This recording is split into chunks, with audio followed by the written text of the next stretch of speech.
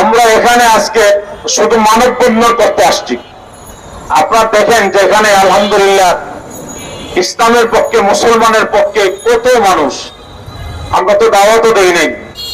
সেজন্য আমার পূর্বে মাওলানা মীর আহমদুল্লাহ ভাই বলেছেন যে অনতিবিলম্বে এগুলি অপপ্রচার বন্ধ করুন, নতুবা নারায়ণগঞ্জের মাটিতে এমন আন্দোলন হবে, সারা বাংলাদেশ থেকে লক্ষ লক্ষ মানুষের আন্দোলনে বাড়ি হবে, যেটার দায়ী বা সরকার নিতে হবে, প্রশাসন নিতে হবে। কথা বলেন ঠিক না? অবিলম্বে মাওলানা ফেরদৌসী রহমান সাহেবের বিরুদ্ধে যে মিথ্যা মামলা দিয়েছেন, এই মিথ্যা মামলা যদি অল্প দিনের ভিতরে এই মিথ্যা মামলা প্রত্যাহার না করা হয়, এমন ভাবে দুর্বার আন্দোলন হবে, এই নারায়ণগঞ্জের মেয়র সহ প্রশাসন সহ সবার এই দায়ভার নিতে হবে। আমরা অবিলম্বে বলছি, অবিলম্বে আপনারা এগুলি প্রত্যাহার করেন। মাওলানা ফেরদৌসকে একা মনে করবেন না। মাওলানা ফেরদৌসের এই জনপ্রিয়তা দেখে আপনাদের ঈর্ষা হচ্ছে, হিংসা হচ্ছে।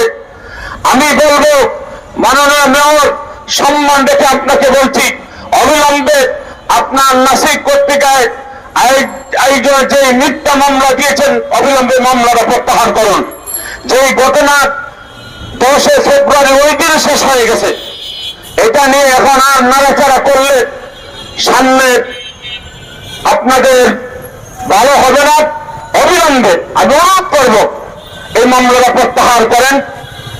নারায়ণগঞ্জকে শান্ত, নারায়ণগঞ্জকে অশান্ত করবেন না। কারণ ওলামায়ে কেরাম যখন মাথার পাগড়িটা কোমরে বেঁধে লোহার সুতার টুপি খুলে লোহার টুপি যখন পরে ময়দানে নেমে যাবে, একজনের পালাবের রাস্তা পাবেন না ইনশাআল্লাহ। সেজন্য আমি অনুরোধ করব, এই সমস্ত অপপ্রচার ওলামায়ে কেরামের বিরুদ্ধে, ডিআইটি হযরতের বিরুদ্ধে, নারায়ণগঞ্জের আলেমের বিরুদ্ধে, হেফাজতের বিরুদ্ধে। আরে হেফাজতের কি দেখেছেন? হেফাজতের কি দেখেছেন? হেফাজত যদি আবার না রে তাকবীর আল্লাহু আকবার দিয়ে ময়দানে নেমে যা, এই লাল পুকুরের বাচ্চারা পালানোর রাস্তা পর্যন্ত যাবে ইনশাআল্লাহ। আমি লম্বা কোশ্চেন এখানে শেষ করছি। আবার অনুরোধ করব, মিথ্যা মামলা প্রত্যাহার করেন। আসসালামু আলাইকুম ওয়া রাহমাতুল্লাহি ওয়া বারাকাতুহু। ওলামা পরিষদ নারায়ণগঞ্জ মহানগর কর্তৃক আয়োজিত মিথ্যা মামলার প্রতিবাদে প্রেস ক্লাবের সামনে মাওলানা মনোয়ার হোসেন সাহেবের সভাপতিত্বে আজকের এই মানববন্ধনের সম্মানিত ওলামায়ে কেরাম, নারায়ণগঞ্জের নেতৃবৃন্দ, আসলে আমরা নারায়ণগঞ্জবাসী শান্তশিষ্ট, যার দরুন আমরা চলুপতি কয়েকজন কিছু মানুষের কথা আমরা তাদেরকে বারবার ছেড়ে দিচ্ছি।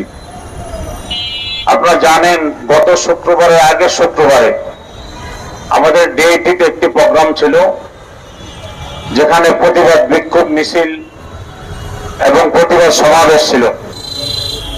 ডিআইটির হযরত সহস্র মানুষ, উনি জুমার বক্তৃতার ভিতরেই এই সমাবেশকে স্থগিত করলেন, যার দরুন আমরা এটা নিয়ে সামনে কথা বলি নাই।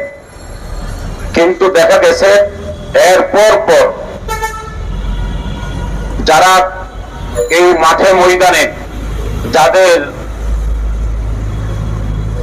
চেয়ার বলতে কিছু নাই, জাহাঙ্গীর সাহেব এবং দীপু সাহেব, তারপর রফিউর রফি, যারা কথা বললে 5 জন মানুষ তাদের কথা শোনে না, তাদের এত জনপ্রিয়তা। 102টা সংগঠনের মাত্র 18 জন মানুষ হয়, তাদের কত জনপ্রিয়তা এই নারায়ণগঞ্জে, যে জনপ্রিয়তার কারণে কোটি কোটি মানুষ তাদের সঙ্গে আসে, যেটা দেখার মতন তাদের লোকের চাইতে সাংবাদিক বেশি থাকে। তো সেই জন্য আজকে মহানগর উলামা পরিষদ বারবার আপনারা দেখেছেন, গতকাল দেওবন্দ জুন থেকে প্রোগ্রাম করেছে হাজার হাজার মানুষ।